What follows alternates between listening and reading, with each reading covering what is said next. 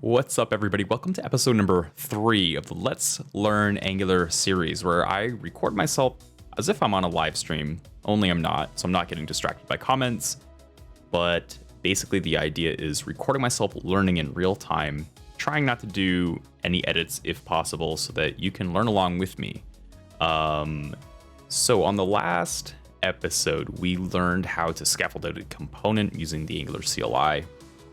We learned how to inject data into a template belonging to a component.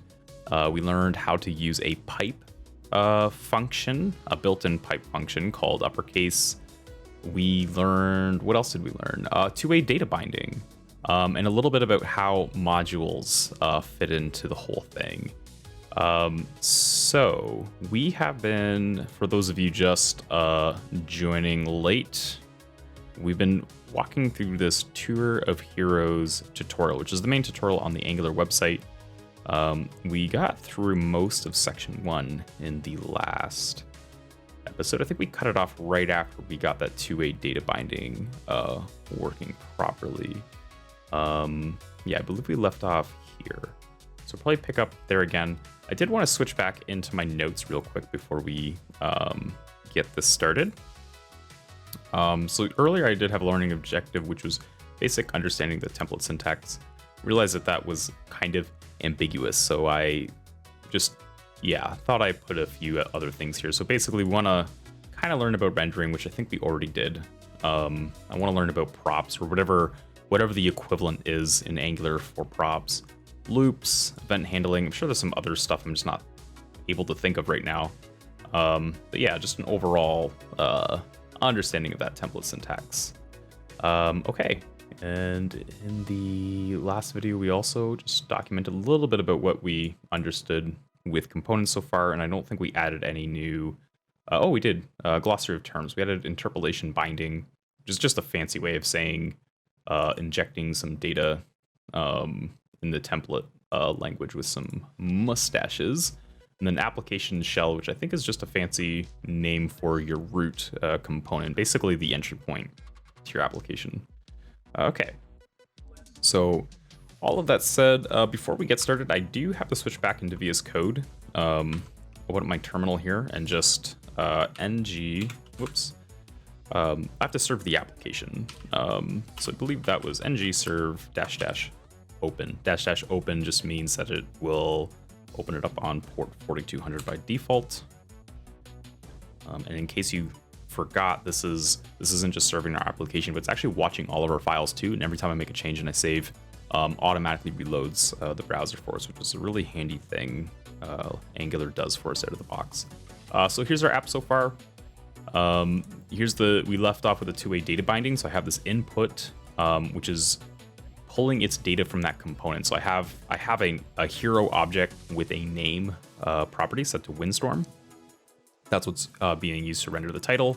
It's also being injected into my input form, but as I change the value of the input form, updates the value of that hero name, which in turn updates the value being used on the title here. That's two-way data binding. Yeah, so let's go back into the tutorial. I can speak. Declare heroes component. Didn't we do that? This is throwing me off. We did leave off here yesterday, right? Yeah, no, we did. Let me just read this and see what's going on. Every component must be declared in exactly one ng module. You didn't declare the heroes component, so why did the app... Wait, we didn't? That module. Yes, we did. Unless, did I wonder if I just did that because I assumed we needed to do it. Let me, let's comment that out and not declare it. And we will switch back into Chrome and go here. No, it doesn't work. It's saying we didn't, and it's saying that it should have worked. It worked because the Angular CLI declared heroes component in the app. Oh, I get it. Sorry, yeah, we didn't do this. I remember. It's assuming that we skipped reviewing the diff when we ran the command, but we did review the diff, and we sort of went here and noticed that that was a thing that the CLI did when we created our heroes component. Automatically imported this, added it to the declarations. That really threw me off. But yeah, that's okay. So it's assuming that you didn't go look to see why that happened. And it's just telling you if you go look that it did happen, and this is the thing. Cool. So note that app module declares both application components, app component, and heroes component. So I guess technically in the last video, I should have just finished that last bit. Probably would have been less confusing. Okay. But yeah, the final code review. This is just showing us what everything should look like in the end, and I'm pretty confident we got everything correct. Just keep going through them and just make sure I don't see anything weird, but looks good to me. So yeah, this is perfect. This just summarizes sort of what we did in the last video, which I kind of like doing that in the beginning of the next one myself. But yeah, so we used the CLI to create a second heroes component, which I explained earlier. We displayed it by adding it to the app component shell, and we applied the uppercase pipe. This is just iterating all the stuff that I already said at the beginning, but set up the two-way data binding. And remember, we had to use the ng model directive. So just to recap that one really quick, in our, where is it? Oh, I also forgot. I'm gonna bring this up in just a minute, but I'm gonna try to stay focused here. What was it? App HTML, or was it the heroes? It might have been the heroes one. Well, that was kind of weird, wasn't it? Where's the heroes component HTML? Heroes component HTML. Here we go. This weird syntax here, where you have like the square brackets and then the parentheses with ng model. This is only available, remember, because in our module, which our heroes component is registered with, we're importing this forms module from core forms and bring it in here in imports. That's what makes that available here, and that's what gave us that two-way data binding. So yeah, back to here. Didn't mean to click that, sorry. Down to the summary. So we have the ng model directive that we pulled in. We learned about app module a little bit, and we imported that forms module, brought it in so that we could use ng model. We learned the importance of declaring components in the app module and appreciated the CLI declared it for you. Yeah, definitely appreciate that. That's a cool little tool. Okay.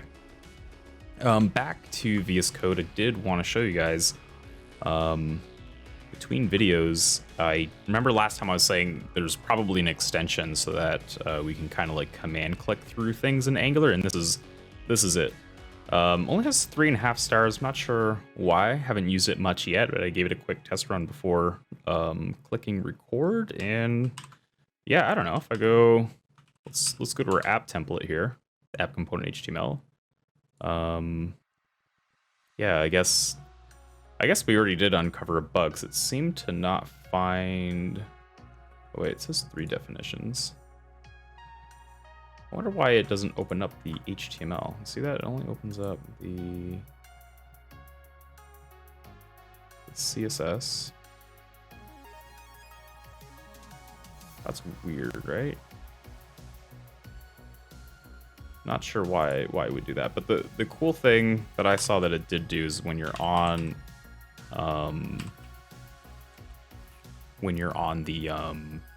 the component itself, you can click the template URL and it'll bring you to the file, which is handy.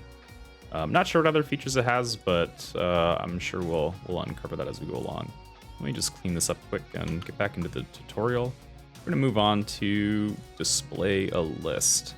Let me just take a quick look at how long this part of our tutorial is. Okay, and because I'm trying to make sure that these videos don't go crazy long. Last time was 40 minutes. I'd like to keep them maybe under half an hour, but we'll see what happens. Display a selection list.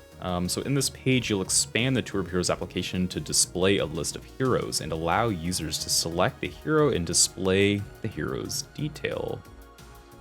Create mock heroes. You'll need some heroes to display. Makes sense, right? And eventually, you'll get them from a remote data server. Or are we gonna do backend in this tutorial too? Oh, cool. Nice. I thought that would be something to have to do like after as like a bonus for the series, but I think sorry, I'm so easily distracted. Oh, I see. You probably don't actually build a backend. Maybe Angular like hosts simulated data server. In-memory web API module. Okay. So it's just sort of like mocking a backend, but not actually like talking to a database or anything. That's still pretty cool. But I might take it a little bit further than that when we get that far. So yeah. Anyway, eventually come from a server, but for now we're going to create a file called mockheroes.ts in the source/app folder, and we'll define a heroes constant as an array. We'll do 10 heroes. The file should look like this. And, I don't personally have anything. Sometimes when I'm following tutorials, I like to type stuff. You'll notice in this one, I've been copy and pasting a lot more. I don't have anything to gain from typing all of this. I'm going to copy that. I'm going to make that mock heroes TS file. So let's go over into VS Code. We want to go source app, new file, and we're going to call this mock, heroes, hopefully spelled correctly this time. Save it. And there is a bunch of heroes. So to display those heroes, we open the heroes component class file and we're going to import those mock heroes. And in the same file, the heroes component class, we're going to define a component property called heroes to expose the heroes array for binding. And it looks like we're about to learn ng4, which is going to be, that's one of our learning objectives, right? How do we make loops in Angular's template language? So let's set this stuff up. We're going to go to that hero component TS file, and I'm just going to make a new variable here, and we'll just say it's going to be equal to heroes. And you can see, because I completed that in VS Code, imported it already for me up here. Whoops, what did I just do? Don't do that. Bad VS Code. So yeah, we got our heroes array here. So property heroes. Oh yeah, I see. Because of type inference, VS Code does actually know that this is a array of hero objects. I'm assuming we're probably gonna be able to delete that in a minute, but I don't want to get too far ahead of myself. Let's just follow along with what it tells us to do here. So list heroes with ng4, which from what we understand about directives, ng4, I assume is a built-in directive, right? And like an attribute directive. Open the heroes component template file and make the following changes. Add an h2 at the top. Below it, add an HTML unordered list. Insert an li within the UL that displays properties of a hero. Sprinkle some CSS classes for styling. And yeah, more or less just to make it look like this. So I like that they give me that because I didn't feel like typing all of that myself. And yeah, so that's our hero HTML template. And wait, did it say replace all of this or just add?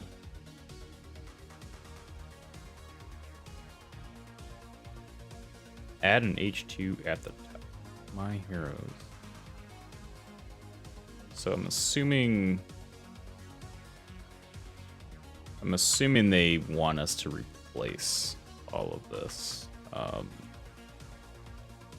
And curious, does this already work? It does not. Oh, because we haven't added the ng. Yeah. I mean, that makes sense, right? So yeah, we do that. Displays an error since the property hero does not exist.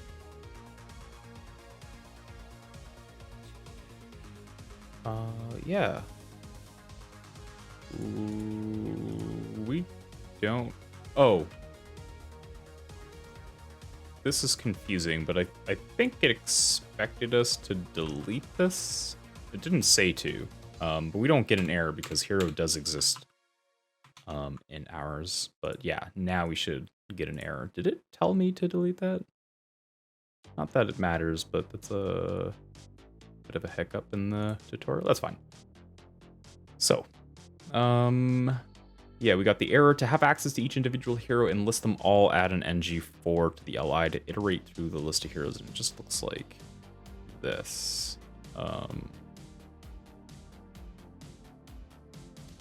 So yeah, let me go back here into the component, and it looks like our li just needs to be asterisk ng4 equals, and it was, I forget what the syntax was, let hero of heroes. Let hero of heroes.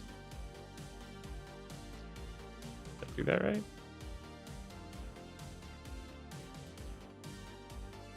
ng4 equals. What did I do wrong here? Property heroes does not exist on type heroes component. Sure does. Oh, I spelled it wrong.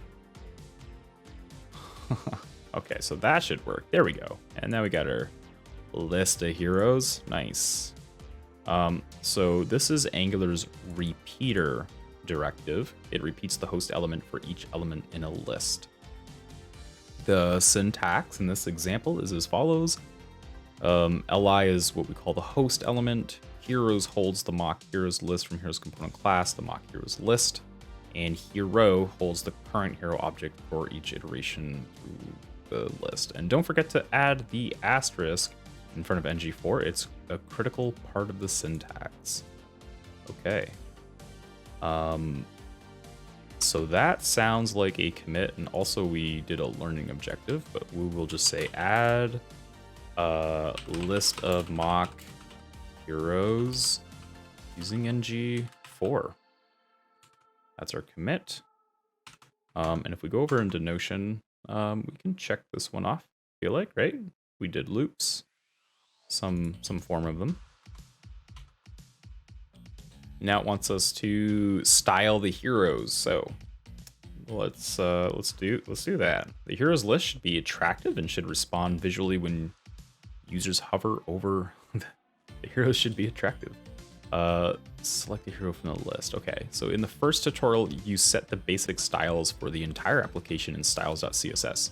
That style sheet didn't include styles for this list of heroes. You could add more styles to styles.css and keep growing that style sheet as you add components, but you may prefer instead to define private styles for a specific component and keep everything a component needs, the code, the HTML, and the CSS together in one place. I'm pretty sure I do prefer that. This approach makes it easier to reuse the components somewhere else and deliver the components' intended appearance even if the global styles are different. Which is, sounds pretty important to me, right? We want that. You define private styles, whoops, my mouse is going crazy. You define, where was I? You define private styles either in line in the component styles array or as style sheet files identified in the component style URLs array. Oh, cool. So you can, I guess here there's something called styles. Yeah, you can see that. I'm getting IntelliSense. And what is styles? It's an array of strings. So what if I did like, I don't know, color black? Or wait, it already is black. Why would I do that? Let's do red. I'm super boring. I don't pick amazing colors when I'm doing these things. Does that change it? No? Styles is an array of strings. One or more inline CSS style sheets to use in this component. What if I did background red? Is that semicolon? I feel like shouldn't need that.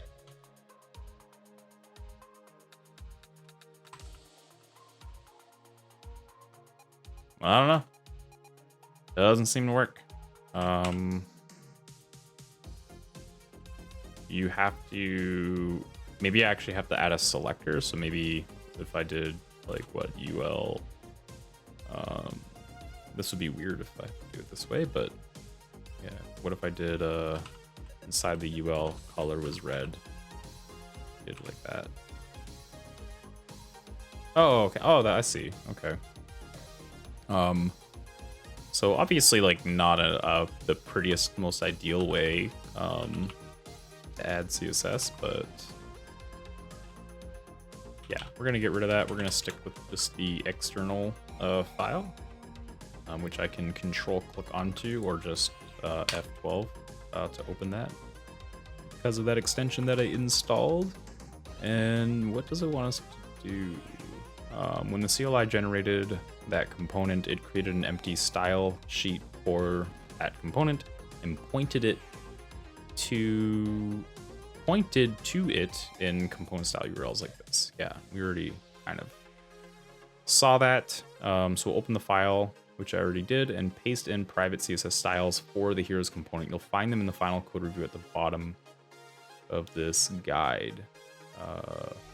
Okay, we'll jump to the bottom for just a second and go to the CSS and just copy it all.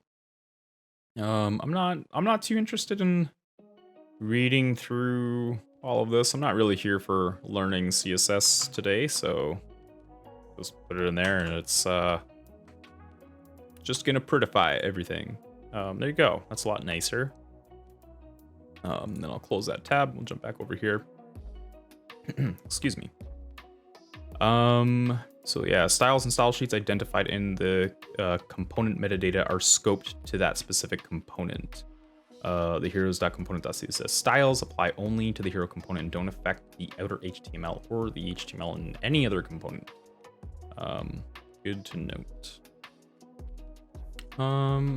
Yeah, is there anything I should be writing down at this point?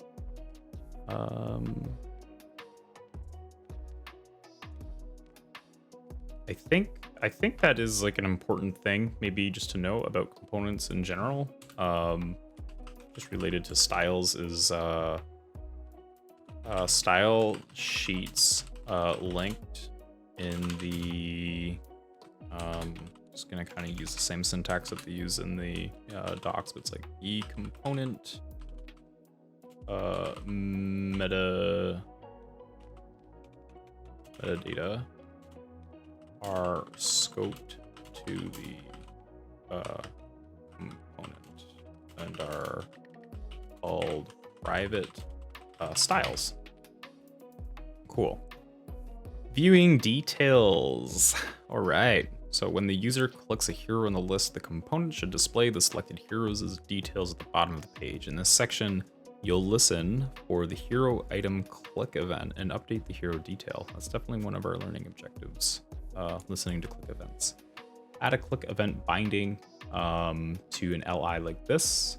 So looks like we just do this syntax. So this would be an event listener, and then this would be our event handler. So I will do that. And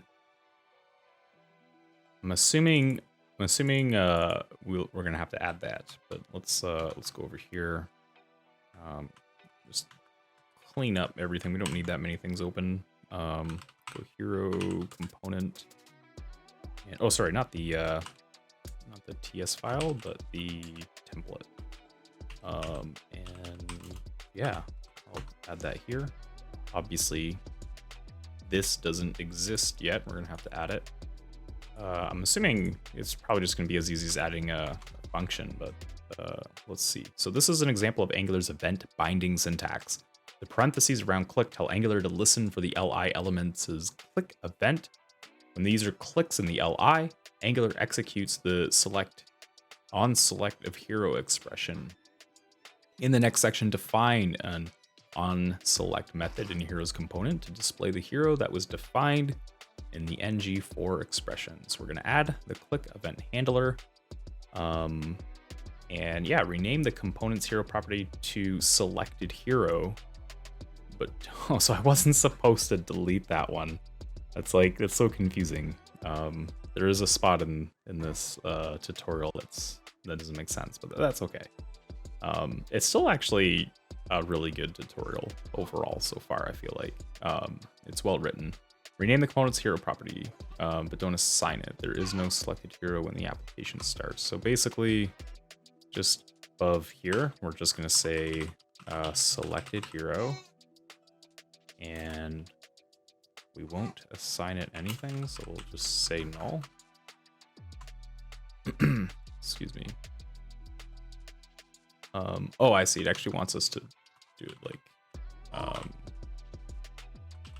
selected hero of type hero, and if we make it optional, it can be just undefined, which is what we need. And then we'll add our on selected hero method. I don't know like what the sort of Angular conventions are. Oh,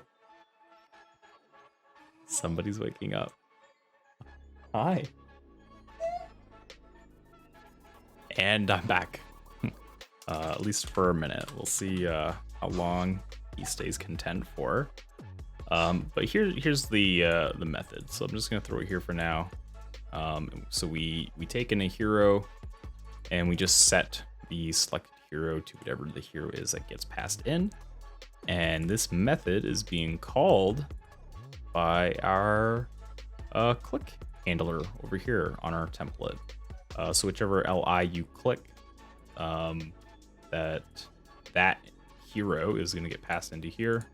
It's set to whatever selected hero is. So let's jump back into the tutorial. And let's see, add a details section. Currently, you have a list in the component template. To click on a hero on the list,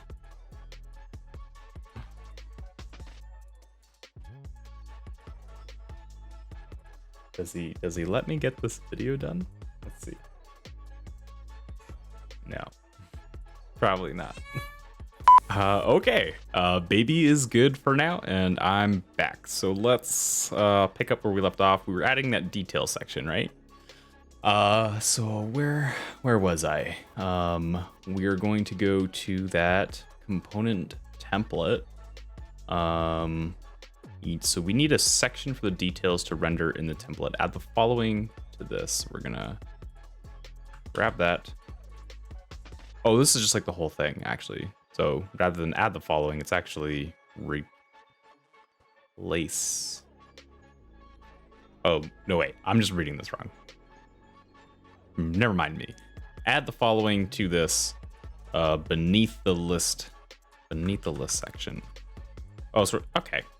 Yeah, we kind of deleted that sort of like details section before, but I guess it's a little different this time. So selected hero.name, why? Because it's possibly undefined. Right. So how do we fix that? Open the browser developer tools. It should be broken. Yep, it's broken. Yeah, get it. It's undefined by design when the application starts. So let's see, binding expressions in the template that refer to properties of selected hero expressions like selected hero.name must fail because there is no selected hero. Yeah. The fix is to hide empty details with ngIf. The component should only display the selected hero details if selected hero exists. Wrap the hero detail HTML in a div, add Angular's ngIf directive to the div, and set it to the selected hero. Oh yeah, that's like the other thing that I wanted to know about the template language. If we go to learning objectives here, it would be like conditionals, right? Or like branching, which is something we're about to learn now. We kind of learned event handling. I mean, not kind of, we did. We learned how to handle a click event, so that's good enough for me. Let's see. So we're gonna add that ngIf to the div that wraps the thing that we don't want the error to happen to. So if I go over here, it happens here on this div. So if we do an ngIf, and it's gonna be some condition, I assume. So what, we just say selected hero, probably. And it looks like that just goes away. And then it looks like we're gonna have to do it again down here, but the tutorial didn't tell us to do that yet, so I'm just gonna, oh wait, hang on. Was it asking me to add a wrapping div? Probably, right? Yeah, add a wrapping div. So let me undo what I did here. There is a command for this actually with Emmet, right? It's like wrap with abbreviation. You can just say div. Although I didn't want to do it that way. Want to do like, I think if I just select this whole thing and then I say wrap and say div, boom. See that? It's pretty sweet. Oh, hi. Until you undo it. Like a noob. All right, let's do this. Div. Oh, still didn't work. What am I doing here? Probably because I have to actually select the whole thing properly. So we'll start with that. This didn't even save time in the end. Div, and then actually hit enter this time instead of escape. And if I go up here and we do that ngIf directive again and set that to selected hero, we should, with any luck, not get errors all over the place, but we are. Property selected hero does not exist on type heroes component. Did I accidentally rename all of these? Looks like I did.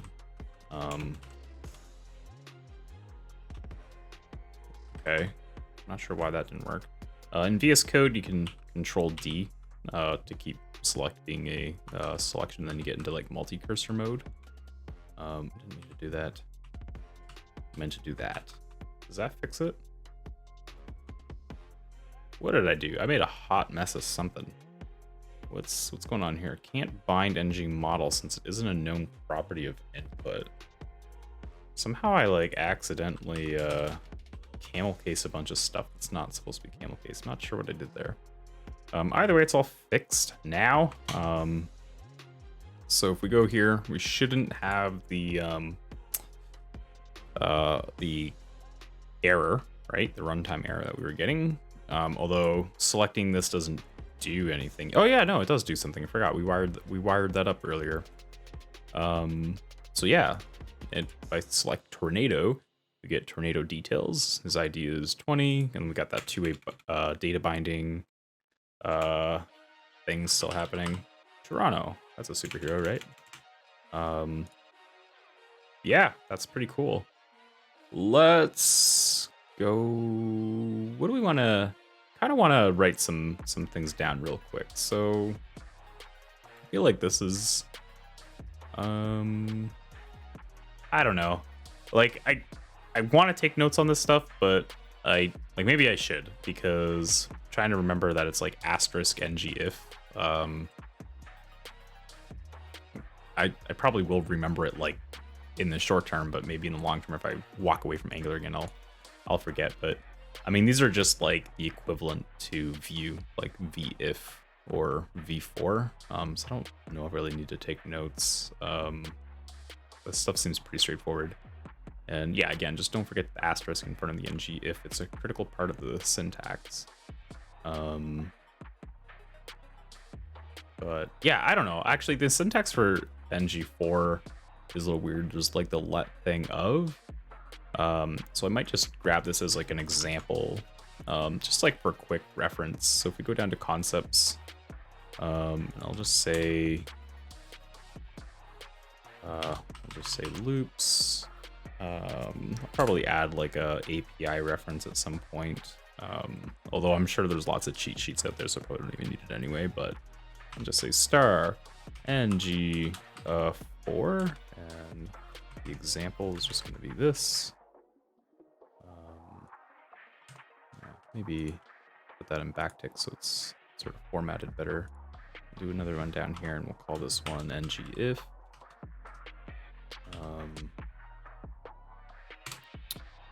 And yeah, the ngIf example would be, where was it? Did we have one? Yeah, it's basically this, right? I'm gonna kind of do it this way. I'm gonna go like that. We can just say da da da da da, and then close out your div. Oops. Cool.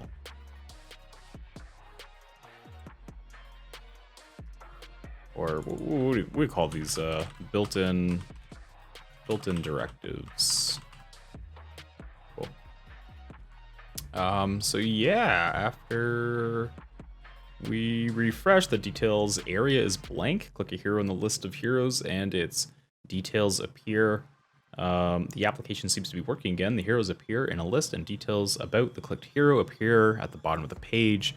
Why this works: when selected hero is undefined, the ngIf removes the hero detail from the DOM. We can see that again one more time. Just if you missed that, you can see I can't scroll right now because that ngIf selected hero is not selected. So that DOM element just doesn't even exist. If I open up the dev tools here and we go into our app, we got our title, we got our app heroes component rendering a bunch of stuff, but no app hero details exist here. But if I click something, we can see we just got another div popped into the DOM. We can see everything from our template is rendering nicely here. Cool. And so that's how the ngIf works, and that's why we don't get that error anymore. Style the selected hero. To help identify the selected hero, you can use the .selected CSS class in the styles you added earlier to apply the .selected class to the LI when the user clicks it. Use a class binding. Oh yeah, this is another thing that I wanted to learn too. As I backfill my learning objectives, but in the templating language would be like, dynamic styles, right? Like just adding a class to an element. For example, if you click something, adding like a selected class or whatever. So Angular has something called class binding. Feels like something that can go in our glossary of terms. So I'll go down over here. Class binding and just syntax used for dynamically applying CSS classes to an element, right? And a quick example of what that looks like is this. Go back into Notion. Boom. So we are going to... Actually, I kind of like this better than the real example. So we're going to use this one. Ugh, sometimes Notion doesn't understand what I want to do. Let's just go here and is it inline? How do you do this? Yeah, no, whatever. I don't care. So yeah, we're gonna take this guy here, and this is gonna go in our LI inside that hero component. So our LI is this guy. Getting out of hand. Should probably format this. I don't really have prettier setup or anything, but I would think I prefer basically like this, right? Oh, okay. You know what? We'll let it do its thing. Yeah, so this is basically we're saying we want to add a class that's called selected if the condition where hero is equal to the selected hero. So just in case that doesn't make sense to anybody, we're looping through our heroes, right, with the ng4. So think of it as like for each. So if the current hero that we're looping to is the same as the one that's selected, then we're gonna add essentially this, right? Class equals selected is gonna get added to this element. And that will work because earlier that's not what I wanted to do. Was it hero styles, right? If I look for selected, you can see we have this li selected, whatever you call it, CSS stuff. So if I go here and I click it, now we get a different style on the one that's currently active. Very cool. And yeah, so the finished li looks like this. Mine doesn't because my editor settings are formatting it weird, but it's basically the same stuff. And final code review. So these are the final files that you can look through if you feel compelled to. I guess maybe let's take a quick look. So yeah, we had our mock heroes. That was pretty straightforward. Our component thing should basically look like this now. And mine looks almost exactly like it. Except I didn't have the white space there, that's fine. We'll go this one. Our template for our hero template looks like this, which mine looks basically the same, minus some formatting, and then this is 100% copy and pasted that one, so that's fine.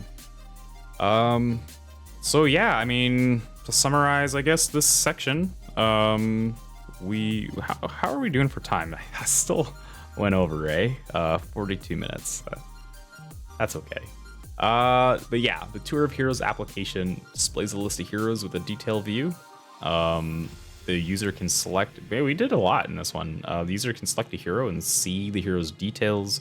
We use an ng4 to loop through and display a list of heroes. We use the ngIf to conditionally include or exclude a block of HTML. And we added that class binding to toggle a CSS style class at any time you select a hero. Pretty cool stuff. I feel like I'm definitely learning quite a bit of Angular going through this, so this has been pretty fun. Yeah, that's it for this one. Thank you again for watching. If you like this, make sure you click the thumbs up button below the video. And feel free to subscribe if you want to see more of these. And I'm also on Twitter. Give me a follow, Dan Fletcher Dev. Sometimes I stream on Twitch too. My name there is the original Fletch. And I'll see you in the next video. All right, bye.